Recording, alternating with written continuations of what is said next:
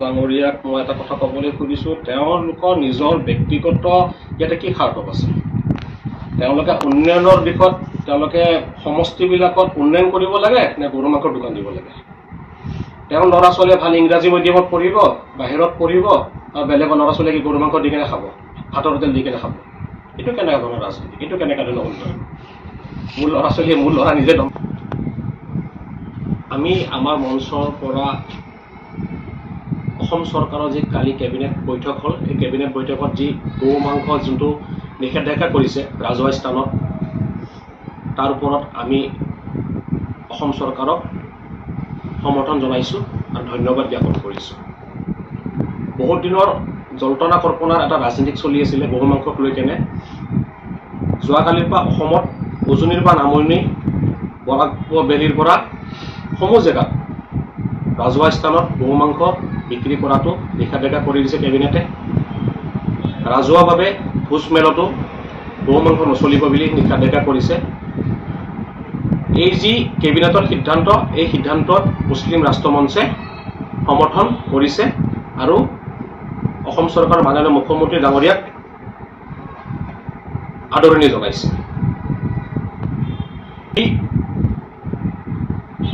যি ভূমিকা, তেওঁলোকৰ ভূমিকা তেওঁলোকে কৰি থাকক, আমাৰ তাতে ক'বলগীয়া একো নাই।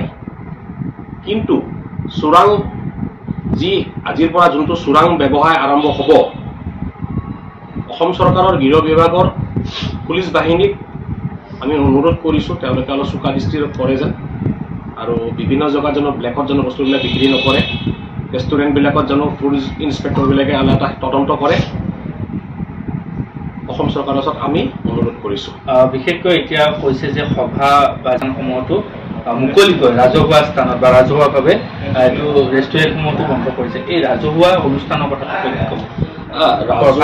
ৰাজহুৱা অনুষ্ঠান বুলি ক'লে যে আপোনাৰ ভোজ মেলত যোনটো বস্তু ধৰ্মক লৈ কেনে এটা ব্যক্তিগত এটা ধৰ্ম তাক লৈ কেনে অলপ আঘাত কৰি আছে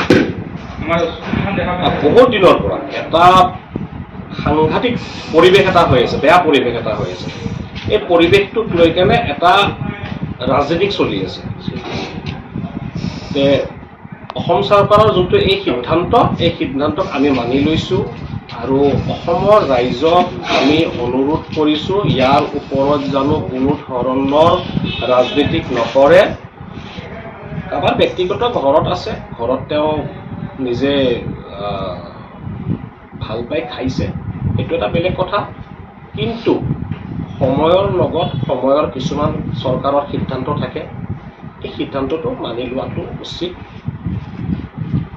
মাননীয় মুখ্যমন্ত্ৰী ডাঙৰীয়াই মুছলমান ৰাইজক অনুৰোধ কৰিছে যে আপোনালোকে ঘৰৰ পৰা ওলাই আহক। ডক্টৰ ইঞ্জিনিয়াৰৰ লকে তেওঁলোকে নাম কৈছে যে মুছলমান ল'ৰা ছোৱালী ডক্টৰ হ'ব লাগে, ইঞ্জিনিয়াৰ হ'ব লাগে। এইবিলাক ৰাজনীতিকত সোমাই কেনে লাভ নাই। অসমখন এতিয়া আগৰ অসম হৈ থকা নাই, অসম বহুত আগুৱাই গৈছে। সেইখিনি কৈয়ে আজি আপোনালোকৰ ওচৰত আহ্বান কৰিছোঁ যে মুছলমান ৰাইজসকলক যে বিয়া বাৰুত আপোনালোকৰ ওচৰত অনুৰোধ কৰিছোঁ, গৰু মাংসটো যেনেকৈ অসম চৰকাৰে নিষেধাজ্ঞা কৰিছে আপোনালোকে যদি মানি লয়, ইয়াৰ ওপৰত কোনো ধৰণৰ জানো ৰাজনীতি কৰি নাথাকে। ৰাজনীতি কৰক, উন্নয়নৰ ৰাজনীতি কৰক, দেশখন আগুৱাই লৈ যাবলৈ তাৰ ওপৰত ৰাজনীতি কৰক। গৰু মাংসৰ ওপৰত ৰাজনীতি কৰি কেনে কৰিব ব্যৱসায় আচলতে বিভিন্ন। প্ৰথম কথা হ'ল আশ্ৰফুল ইছলাম ডাঙৰীয়াক মই এটা কথা ক'বলৈ খুজিছোঁ, তেওঁলোকৰ নিজৰ ব্যক্তিগত ইয়াতে কি স্বাৰ্থ আছে? তেওঁলোকে উন্নয়নৰ দিশত তেওঁলোকে সমষ্টিবিলাকত উন্নয়ন কৰিব লাগে নে গৰু মাংসৰ দোকান দিব লাগে? তেওঁৰ ল'ৰা ছোৱালীয়ে ভাল ইংৰাজী মিডিয়ামত পঢ়িব, বাহিৰত পঢ়িব, আৰু বেলেগৰ ল'ৰা ছোৱালীয়ে কি গৰু মাংস দি কেনে খাব, ভাতৰ হোটেল দি কেনে খাব? এইটো কেনেকুৱা ধৰণৰ ৰাজনীতি? এইটো কেনেকুৱা ধৰণৰ উন্নয়ন? মোৰ ল'ৰা ছোৱালীয়ে মোৰ ল'ৰা নিজে ডনবক্সত পঢ়ি আছে, এই বেলেগৰ ল'ৰা ছোৱালীয়ে মই ডনবক্সত পঢ়াটোৱে বিচাৰিছোঁ। মোৰ ল'ৰা যেনেকৈ DPSত পঢ়িছে, বেলেগৰ ল'ৰা ছোৱালীয়ে DPSত পঢ়ক। বেলেগৰ ল'ৰা ছোৱালী এটা সৰু ফেমিলিৰ ল'ৰা ছোৱালীয়ে যে গৰু মাংসৰ দোকান দি কেনে চলিব, এইটো কেনেকুৱা ধৰণৰ ৰাজনীতি হয়? এই বস্তুটো বুজি নাপাওঁ। গুৱাহাটী ইয়াত বিচাৰি আহে, যিহেতু নৰ্থ ইষ্টৰ হাব গুৱাহাটী, তো তেওঁলোকে এইটো আপুনি কৈছে যে আমাৰ গৰু মাংসটোৰ কাৰণে আমাৰ বিজনেছটো লছ হ'ব, কাৰণ মেঘালয় মণিপুৰৰ ট্ৰাইবেলসকলে অসমীয়া বা অসমতকৈ বেছি তেওঁলোকে গৰু মাংসটো বা খাই বা ব্যৱহাৰ কৰে। চাওক আমি আপুনি কোৱাটো মই এক মিছা কথা বুলি ক'বলৈ নোখোজোঁ, কিন্তু কিমান পাৰ্চেণ্টেজ মানুহ আহে? 0.1%। আকৌ যিখিনি পাৰ্চেণ্টেজ মানুহ আহে মণিপুৰ, মেঘালয়, মিজোৰাম সেইখিনি জেগাৰ পৰা হয় তেওঁ মেডিকেল ইছ্যুত আহিব লাগিব গুৱাহাটীত, হয় তেওঁ মাৰ্কেটিং ইছ্যুত আহিব লাগিব, যোনখিনি সদায় এটা আপ এণ্ড ডাউন কৰি থকা মানুহ, যিখিনি সদায় মানুহ আহে 1500, 2000 বা 3000 মানুহ আহে, সেইখিনি মানুহ।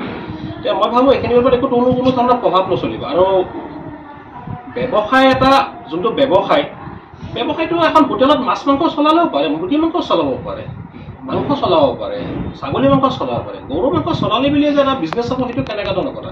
আপুনি এটা ধৰ্মক ডাইৰেক্ট ব্যক্তিগতভাৱে আপুনি এটেক কৰি আছে, এইটো ভাল মই ভাবোঁ এইটো নট ছ'চিয়েল ভাল বিহেভিয়াৰ নহয়, এইটো এটা বেয়া এইটো এটা ভাল সিদ্ধান্ত।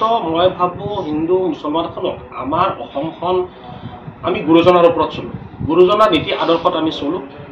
আৰু মাননীয় মুখ্যমন্ত্ৰী ডাঙৰীয়াই স্পষ্টভাৱে বিধানসভাৰ মজিয়াত কৈ দিছিল যে হজৰত মহম্মদ ছাল্লাল্লাহু আলাইহি ওয়াসাল্লামে যিকোনো কাম কৰাৰ আগতে প্ৰথমতে নিজে সেই কামটো এৰি দিছিলে। আমি তেওঁলোকৰ নীতি আদৰ্শত চলোঁ।